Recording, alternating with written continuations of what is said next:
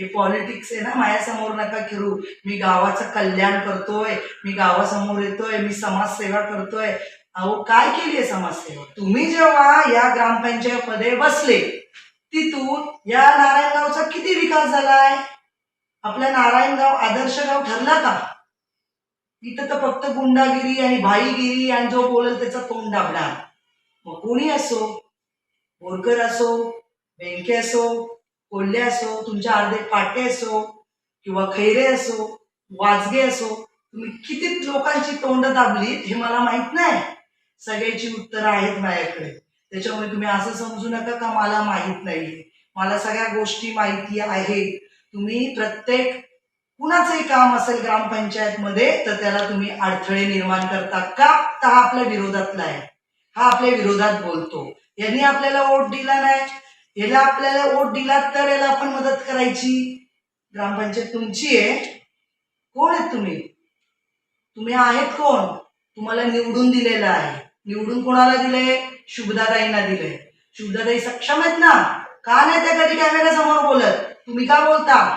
तुम्ही माझ्या मिस्टरांवर बोट उचलायच्या आधी मी का कुठली सदस्य किंवा मी कुठली आमदार किंवा खासदार नाहीये. मी प्रत्येक गोष्टीत उत्तर देतीये आणि ते तुम्हाला सहन होत नाही. तुम्ही काय माझ्या पूनम हॉटेलचं तिथलं अतिक्रमण दाखवता? काय अतिक्रमण केलं हो? पीसीसी केलं. जी जमीन पडी खाली खड्डे होते त्याला प्लेन केलं. हा, कित्येक वेळा त्या खड्ड्यात गाडी आपटून तिथे ऍक्सिडेंट जाऊन लोक मेली. तेव्हा तुम्ही कुठं होते? जेव्हा तिथल्या लाईट बंद होतात तेव्हा तुमची ग्रामपंचायत कुठे असते? हा, तेव्हा तुम्ही ते लाईटी चालू करायला येतात तेव्हा तुम्ही कुठे असता?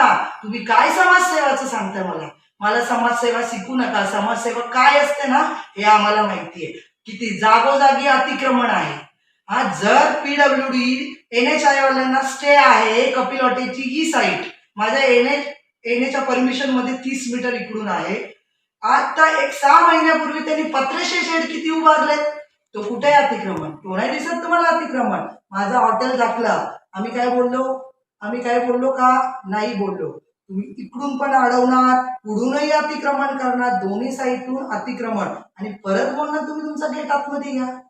का आतमध्ये घ्यायचा? माझा गेट 9.65 भरतोय. माझा सातबारा 10.80चा आहे आणि सँक्शन आहे. तुम्ही काय म्हणता पार्किंग मध्ये बार आहे आणि काय? तुम्ही आम्हाला नका शिकू. आम्ही आमचं काय करायचंय ना आम्ही बरोबर करतो. आमचे दोन्ही हॉटेल सध्या बंद आहेत. तुम्ही टेन्शन घेऊ नका. माझं हॉटेल चालू होईल ना तेव्हा आम्ही बघतो ना. तुम्ही आहे ना पहिले लोकांच्या समस्या सोडवा, लोकांचे अतिक्रमण काढा. ज्या लोकांनी अतिक्रमण केलंय ना पीडब्ल्यूडीच्या जागेत त्यांना तुम्ही बढावा देताय. हा, आणि तुम्ही काय म्हणताय गाळेवाल्यांना असं बोला की आम्हाला पाकिट देत नाही. अरे कोण पाकिट देतंय? काय देते? 20 रुपये दिवसाला घ्या नाही तर 40 रुपये दिवसाला घ्या.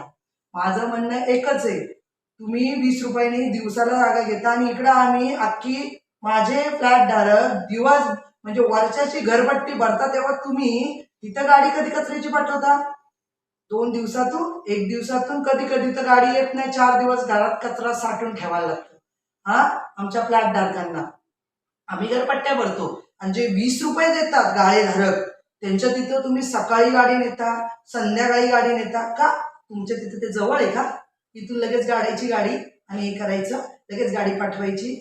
म्हणजे तुम्ही गरीब लोकांचा असं दाखवता. मग ती गरीब कसे बोलू शकतात जर ते पीडब्ल्यूडीच्या जागेत अतिक्रमण करू शकतात तर? तुम्ही म्हणता ना स्टे ऑर्डर आहे, का अद्याप माझ्या समोर स्टे ऑर्डर आली नाहीये?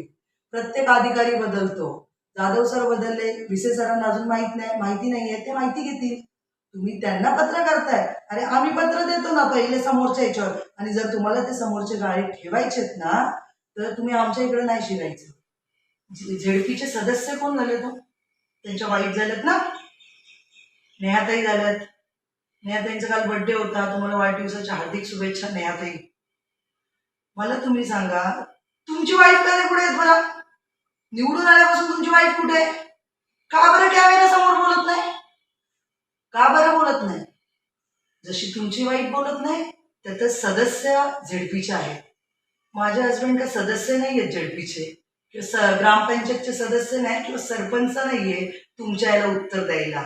मी एक सामान्य स्त्री आहे. मी तुमच्या याला उत्तर देणार. तुम्ही पोलीस लोकांना दमदाटी करता. आत्ताच्या आत्ता या साहेब, आत्ताच्या आत्ता या. का? सरपंच आहे म्हणून? उपसरपंच आहे म्हणून. सरपंचांचा तर कधी फोन नसतो, सरपंच तर कधी बोलत नाही. त्या बिचाऱ्या बाई शांत, त्यांच्याबद्दल आम्ही टीका करू शकत नाही, कारण का ते कधी आम्हाला त्रास दिला नाही. वारंवार शुद्धा ताईंना फोन केले, तुम्ही सरपंच आहेत, इथं माझं काम गेल्या 6 महिन्यापासून रखडलंय. जर आम्ही तुम्हाला ग्रामपंचायतला परमिशन दिली लेखी, की तुम्ही जशी परिस्थिती आहे ना त्या परिस्थितीत परत मला करून द्या. मग तुमचं इलेक्शन असो, जर तुमचे पाईपलाईन नव्हते ना, पाईप नव्हते ना तुमच्याकडे, तुम्ही म्हणता ना पाईप नव्हते, मग जर पाईप नव्हते आले तर आधीच कशाला 6 महिने खड्डे खणून ठेवायचे? तुम्ही विचार केला का येणाऱ्या जाणाऱ्यांना किती त्रास होतो, गाड्या किती आदळतात, आणि खड्डे पण काही छोटे मोठे नाही, मोठे मोठे पाईपलाईनचे खड्डे. मग गाडी तिकडून क्रॉस होईल का? कधी हा विचार केला का तुम्ही? तुम्ही आम्हाला सांगता पाईप नव्हते म्हणून काम थांबलं. मग जर पाईप नव्हते तर पहिले पाईप आणायचे, मग काम चालू करायचं होतं. मग जर आता पाईप आले तरी तुम्ही म्हणता आमच्या इकडे काम चालू आहे, तिकडचं होऊ दे, माणसं नाही. जर तुमच्याकडे माणसं नाहीयेत मग तुम्ही काम चालू करू नका ना, पहिले माणसं बघा मग काम चालू करा. तुम्ही काय करताय, अर्धवटच घेऊन पळत सुटले. आणि काय म्हणतात बरं, पीडब्ल्यूडीची जागा कुणाची आहे? आमची ते पुणे मॉडेलच्या समोरची जागा कोणाची आहे? पीडब्ल्यूडीची नाही, नॅशनल हायवेची जागा आहे. हा, नॅशनल हायवेची जागा आहे. नॅशनल हायवेची. नॅशनल हायवेने आम्हाला मोबदला दिलाय का त्या जागेचा? 2025चा नकाशा आहे, कलेक्टरांच्या आदेश होते संयुक्त मोजणी करा म्हणून. तो पुणे मॉडेलचा गट पण आहे ना, याच नकाशात येतोय जो सुयोग साम्राज्यासाठी आम्ही मोजणी केली आहे. डिसेंबरची मोजणी आहे 2025ची. तुम्हाला मोड नंबर देते, तो नकाशा काढा आणि त्या नकाशामध्ये बघा, माझ्या नकाशामध्ये पूनमच्या समोरची जागा ही आमची आहे. आणि जर एनएचआयवाल्यांनी आमची जागा घेतली असेल ना, तर कुठलीही जागा, आता थोडक्यात हे प्रकल्प च्या बाजूला जर त्यांनी आम्हाला मोबदला दिला तर आमचा सातबारा त्यांच्या नावावर ट्रान्सफर झाला. ती म्हणजे आमच्या सविताताईंची जागा अकॉर्ड झाली, त्यांना पैसे मिळाले, आमचा सातबारा त्यांच्या नावाने केला. कुणाच्या? प्रकल्पाच्या नावाने, बरोबर. मग जर आमची जागा भूसंपादन झाली तर आमचा सातबारा फुटेल ना, आमच्या सातबाऱ्यावर येईल ना, नाव येतील ना, नोंदी होतील ना.